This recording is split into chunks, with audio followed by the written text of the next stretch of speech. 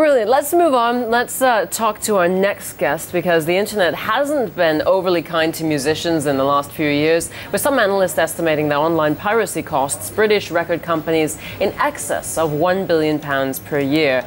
A new company, though, has been set up to change all of that with the creation of alldigdown.com. Now, joining us to explain more is Shelley Taylor, the creator and the founder of alldigdown.com. Hi, Shelley. Hi, how are you? I'm very well. How are you? Great. And by the looks of things, you're also quite ambitious, because I was reading some of the notes about alldigdown.com, and one of the lines that kind of appeared is that it'll blow MySpace and iTunes out of the water. That's an awfully audacious comment to make. Comes from my American aggressiveness, I guess. So what do you do, and why will it be such a rival to Well, we'll Allspace? make the comparison first to iTunes. iTunes is a great site if you know exactly what you're looking for. If you go into the little browse tree and you drill down by rock to the artist name that you're looking for, and you have a great destination for searching for things. What we're going to do to blow iTunes out of the water is we've created this discovery engine, which will help bring old catalog to the surface, new, unknown, emerging artists to the surface. We're going to help people discover the music that they're looking for in a way that mirrors the brick and mortar world of random discovery. You know, when you walk into a music store, you're looking at the aisle with rock, for instance, and you reach and you pick up Norah Jones, and someone leans over your shoulder and says, do you know this old star from the 70s who's got similar music? And you know, you look around, there's magazines everywhere, so you have the community, you have the editorial, and you have the content all in the same place. So that's what we're doing to kind of create a much better experience than iTunes. In terms of MySpace, what we've come out with is a really clear statement of values, which is against corporate piracy, and we accuse the sites like MySpace, who's owned by Rupert Murdoch and News Corp, of corporate piracy, and that they're not paying the labels and the artists royalty payments for the full track streams that you find on the site. So we've gone right out to all the major labels, the independent labels, and all of the artists, and said we think that's a travesty that intellectual property is being so abused by major public companies, and what we're doing is voluntarily paying royalty payments to all music on this site. So we won't have the 3 million unsigned bands that you have on MySpace. What we'll have is probably 20,000, 30,000 of the professional bands who have real labels.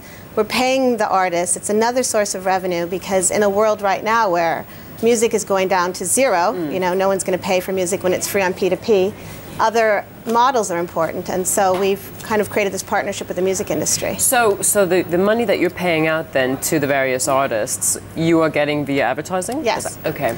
And the reason that we're getting great advertising revenue is because we've created this really powerful profiling engine, which allows users to find each other with similar tastes, allows them to find music and artists that kind of resonate with their own profile. But it gives the advertisers, the major brands, a way of targeting specifically the users who have their kind of the right profile for their products. So it sounds like that you are essentially tapping into the artists more aggressively, the artists themselves, or the bands themselves more aggressively than, say, iTunes, for an example, in and of that, if I'm understanding this correctly, the artist, him or herself, can have a page up and running, and then you can link onto that page and see some of the artists' favorite picks and things like that. In fact, what we have, again, that's very different from MySpace, is all of the artists that have a page on our site, and we have 20,000 pre-populated already. These are official artist pages, so there's no chance that somebody will kind of cyber squat Madonna's page and give the impression that that's really Madonna when it isn't. So the labels love that they don't have to worry about the kind of abuse of the name and the likeness of their stars. Do artists want to be a part of this? I mean, Yes. do they? They're really excited about it. In fact, we have something called the Founding Artists and Bands 100, the Fab 100, and there's a bit of a war between all the major labels and the independent labels to get positioning in that Fab 100. And what that is that the artists who are part of that are promoting ADD to their social networks, to their own official pages and their fan clubs. In exchange, we give all kinds of favors to the music industry, other revenue opportunities, and free advertising. But they love the fact that we're standing up for their rights, and we're willing to pay them royalty payments when they haven't made a penny from MySpace. Brilliant. Well, it sounds very interesting. And just to clarify, ADD is not attention deficit disorder, then, is it? It's alldigdown. alldigdown.com. Brilliant. Well, thanks a lot for sharing with us. It sounds like an interesting venture. All the best of luck with it. Shelley Taylor, alldigdown.com. Coming up.